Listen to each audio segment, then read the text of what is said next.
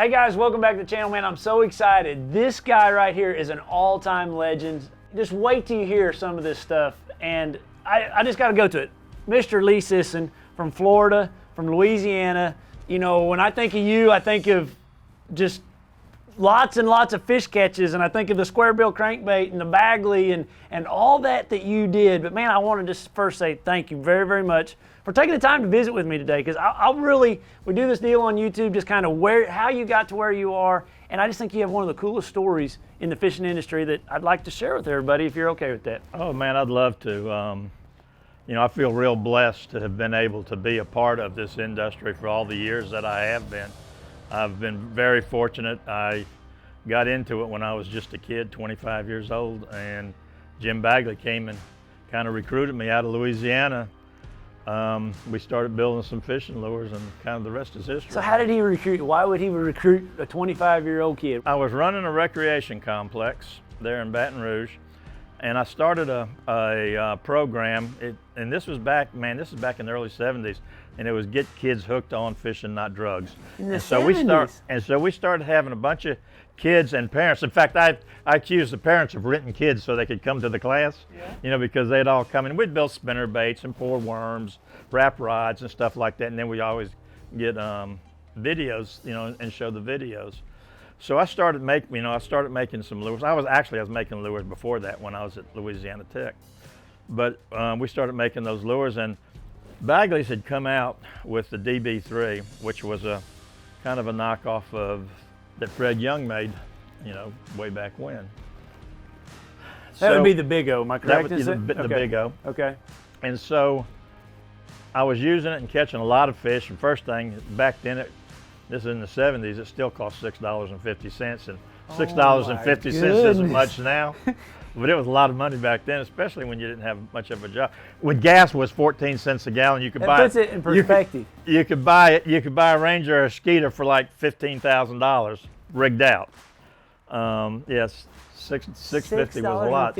So I started making my own lures, and I was fishing a lake called False River, just outside of Baton Rouge. And on False River, it's an old oxbow lake, and the lake comes out and then it drops off real quick, and right at the end of it's got piers all the way around it, and right at the end of all these piers, out in about 15 feet of water, everybody sunk brush piles out there to hold crappie or bass or whatever. And you could go around and you could catch fish with a worm, you know, fishing it deep, but it was too slow. I was a crankbait fisherman back then.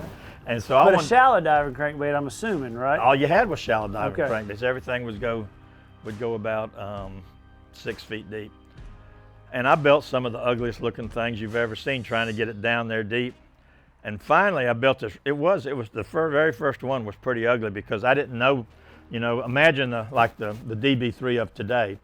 But I didn't know that I didn't have to support the lip, so I had a piece of wood that came out and under the lip all the way out to. So it looked like it was mad all the time, you know, because it had this big piece of wood. Chin was popped out. And it didn't take me long to figure out I didn't need to do that. But what happened is I was the only one in the world that had a deep diving crankbait, and I was winning a lot of money. And so one day I had one of my co-anglers says, "Hey, can I borrow one of those?" And I go, "Sure. You want to use bait I made?" You know, and so I did it, and a few more guys, and pretty soon a guy says, "Hey, I'll buy one." And then I was in the bait business. And so I started making some of those, and I was doing some pretty special paint jobs too. I was running that recreation complex, and one of the classes we had was a ceramics class. And the lady that ran the ceramics class had this iridescent powder that they'd put on ceramics. And I don't know if you've seen all that ceramics, but it's an iridescent powder. And I looked at that and I went, boy, that would look good on a fishing lure. Almost baby blue, I'm guessing. Some of it was baby blue. There was pinks and reds and greens and all kinds of stuff. And I painted one that became the late spring brim when we went to Bagley's. But it had this iridescent stuff. So between those, I had this deep diving crankbait, and I had some pretty nice colors. And Jim came to town. A friend of mine that ran a sporting goods store, he sent some to Jim, and he actually sent some to a couple of other places too. Bill Norman. So Jim's from Florida. Jim's so he from Florida. Comes all the way to Louisiana. Well, he was doing an in-store promotion there and some stuff, and so I get this call from the guy, says Jim Bagley's coming to town. He wants to meet you. And you're 25. I don't even know if I'm 25 then. I might have been 24. And what's funny is I'd been telling my wife and my parents I was moving to Winter Haven, Florida. I'd been telling them that for a year. I mean, you talk about a dream come true. I'd already been telling people, joking, but that was. That you were going to come to Florida where Bagley was from. Well, I was going to come go work for him. Before he ever even knew of you. A year before. That was your dream. A year before. It was kind of a joke, but in the back of your mind, you're thinking, it's kind of like back before you thought you were going to be a real fisherman. I was telling people I was going to be a pro fisherman. Exactly. Yeah. Exactly. Okay, so. And that was a cool day when you got a call. Well, he comes in. I mean, I go to the place and we meet, and we go out back and we talk for maybe 10 minutes. And he says, "You want to go to work for me?" And I pick myself up off the ground and dust myself off and say, "Sure." And he says, "How much do you make?" And I told him. He says, "I'll double it." He said, "Don't you want to ask your wife?" And I said, "No, I've been telling her I was moving to Florida for a year." 2 weeks later, I was in Winter Haven, Florida. Wow. Yeah. Been here ever since. Been here ever since. You got a beautiful place here. It's awesome. It's Well, really, really awesome. That's a neat story. So you went to work for Bagley and I guess just continued the line and made the... A lot of the stuff that the first couple of years, a lot of the stuff that I made was stuff that I was building, at home. Because besides the deep diving crankbait, I was building one that was like the old Killer Bee. And the first lure that I really had to design was the honey bee or the bitty bee. And that bait never would have been made because we had a thing where 97% of the baits ran true out of the box. And back then that was pretty good because, I mean, lures today are made, they're made really good. Even the plastic ones are made really good, and they all. You have to tune them though. Not anymore. But back then, most lures you had to tune. In fact, I learned to tune lures on a lure called a Little Scooper, and every one of them ran wrong. And I'd get about half the club that I fished would give me all the ones that wouldn't run right, and I'd tune them up so I could get them to work. That was just a good time.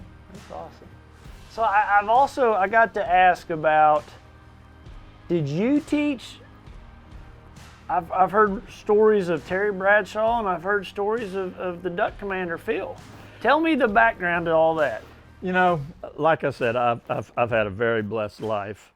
I got my absolute dream job. I mean, truly dream job. But before that, I got to go hunting. I mean, Phil, we were like hunting groupies with Phil Robertson. He was a couple of years ahead of us at Louisiana Tech. And I heard that you taught Terry Bradshaw how to scramble, being an offensive tackle for the football team. That's what I heard. We helped each other's careers because he took me out on Lake D'Arbonne, a lake there just outside of Ruston, where Louisiana Tech is, and he put me on a school of fish, and I said, "Hey, this is fun," and that's when I really started fishing. And so I thought only fair, for me to help him in his career. So I decided I was going to teach him how to scramble. So because you were the tackle for football? I was one of the tackles on the offensive line. Yeah. Okay. And he, I'm sure he appreciates. He's never told me that, but I'm sure he does. So and Phil, tell me about Phil. Phil. He ended up not playing his senior year because he wanted to hunt. I'm telling you, he would come game day, right before the game. He'd show up and he'd have on his camo and he'd be all camoed up. When you're supposed to have been laying around and thinking about the game and everything, he'd show up for those meetings. He'd been hunting. He'd been hunting all morning, yeah. And, me being a couple of years behind him, I wasn't that brave, so I wouldn't go out that day.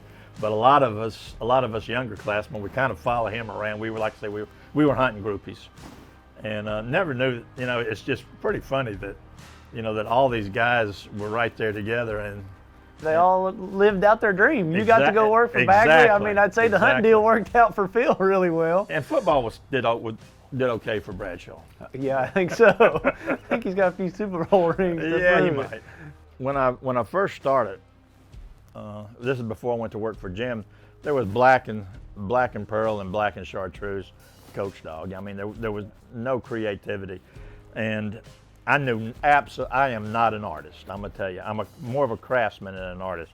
In fact, my wife went out and bought me a color wheel because I didn't know that green and blue. I mean, that blue and yellow make green. You know, I didn't know that. I didn't know that how you make purple or how you make any of these color primaries and all that stuff. I had to learn all that.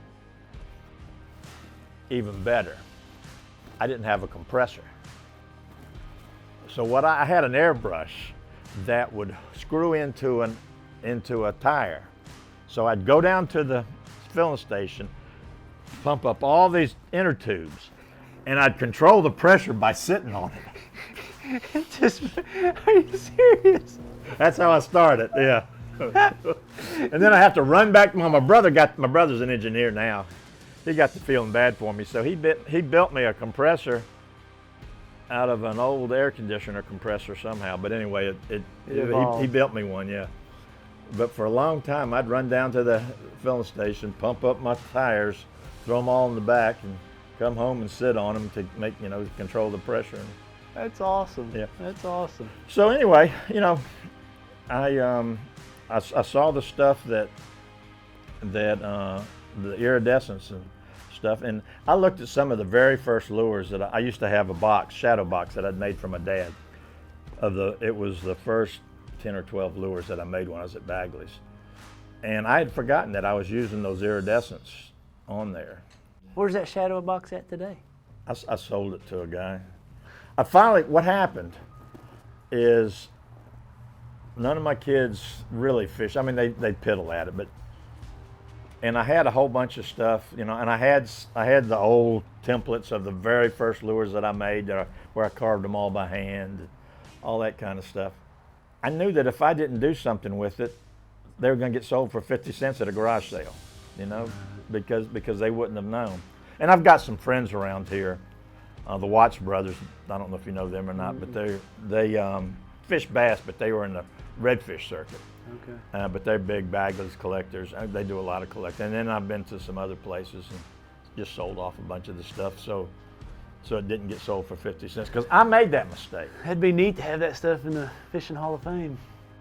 When I worked at Bagley's, I'd go off on all these trips, and I'd come, and there may be a dozen or 2 dozen lures left in my suitcase. And at the house that I had at the time, it was upstairs, and off the upstairs was just a storeroom, and I'd just throw them in the back of that storeroom. And I'd throw them in the back. 12 years, I threw them in the back of that storeroom. So I had boxes and boxes and boxes of stuff going all the way back to the first year. The deeper you went, the older they were. I can't tell you how many of them I bought between $75 and $125 a piece on eBay, 15, 20 years ago, trying to get the square bills. And you had boxes of them somewhere. And I sold them for 50 cents a piece at a garage sale. I bought lots of them at $100 a piece on eBay. Lots of them. I did that, and about a month later, a guy came by the place, and we were talking, and I told him that he said, "You got any?" I said, "I just sold them all at a garage sale." He said, "Well, how much did you get for them?" I said, 50 cents. He says, "Go look on YouTube. Go look on the internet." And at that time, $35 was kind of an average price, and I just sold, I don't know how many. For 50 cents. For 50 cents, yeah. Dang it. Yeah. Dang it. You live and learn. Yeah. I still have all of them that I bought. I mean, a few of them that I used are tore up, just the wood, and I'd paint on them, but I made a lot of money off of them too, though. We were going to it was a big musky lure, and our engineer, everybody said that we couldn't make a 8-inch crankbait. This is when we're getting into the musky market. Mm-hmm. And I said, why? They said, well, our machines won't do all this. They left the next morning. When they came in, that machine was making 8-inch crankbaits. I made things and moved things around. Wow. And it was making 8-inch. And to this day, I think they used to tell me, "Oh, we can't do that," just to get you to do it. Yeah, because I never built lures to sell. I always built lures for a specific purpose. I like the diving, just what we was talking about, the diving crankbait. I wanted a bait that would get down deeper. And for about 8 months, I was tough on the Louisiana lakes because I had a bait that would go deeper. And nobody else had it. That nobody had. Then I went to work for Jim, and it was funny. When I went to work for Jim, he had me working on the paint schemes. And there was a guy by the name of John Fox, and I don't know if you ever heard of John Fox or not. He and Bill Dance at the time were running kind of neck and neck. Mm-hmm. He had a show called John Fox, the American Angler, and everybody used to call him John Angler, the American Fox, because he was a nice guy. So I had given, before I went to work for Jim, I had given him, I'd seen him at a tackle show, and I had given him some of those lures, some of the deep divers. And he was sponsored by Bagley's at the time, and I told him, man, I'm fixing to go to work for Bagley's. I'm going to leave in a couple of weeks. And so about a month after after I got there, I was working on paint schemes and just doing some other stuff, because Jim didn't, he lives in Florida. He doesn't know anything about a deep dive. He doesn't deep diving crankbait, Yeah.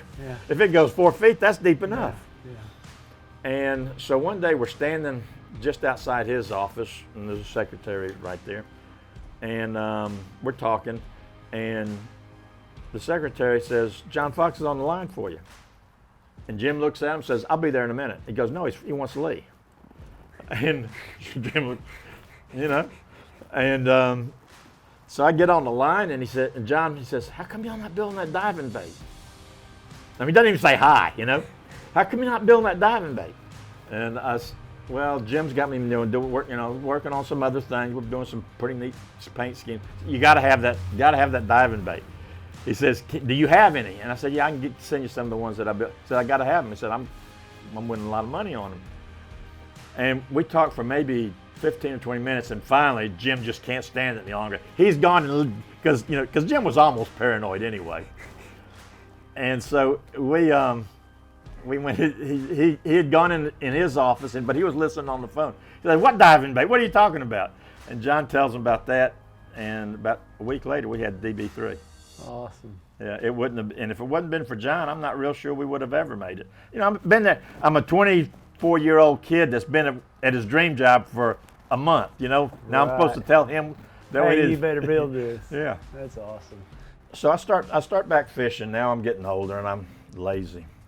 And remember, I build stuff not to sell, but for purpose built. Mm-hmm.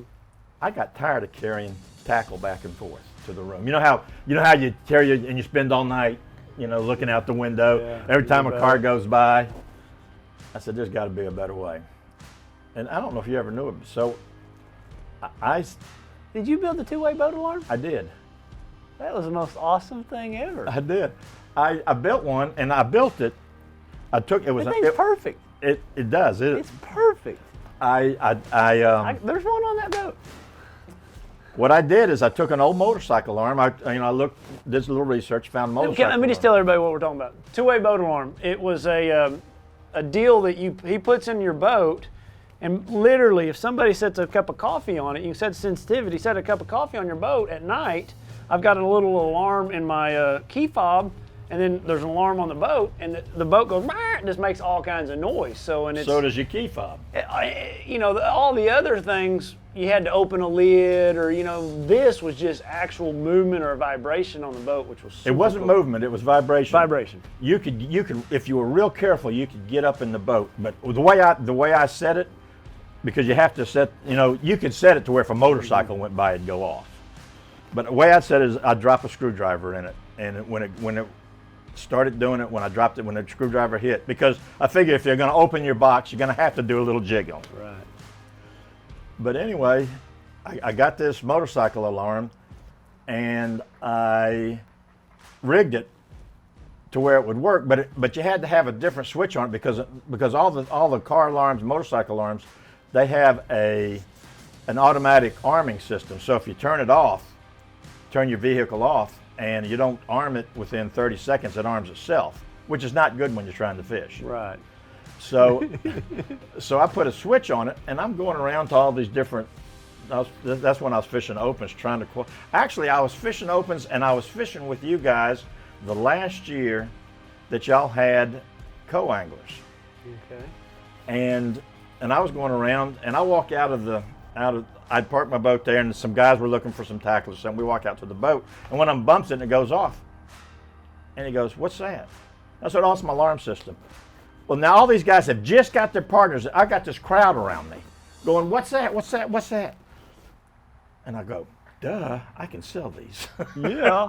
And so I got with a company in Japan, and they basically took an alarm and took that automatic arming system out of it. And then we did a few other things too. We had to put some special electronics in it because the first ones I got worked great during the winter, but when it got hot, the electronics didn't hold up, so I sent them all back, and they sent me some more. And then they were good from then on. And then TH Marine bought it from you. I made about $50,000 the year before, the year that I was trying to qualify for the elites.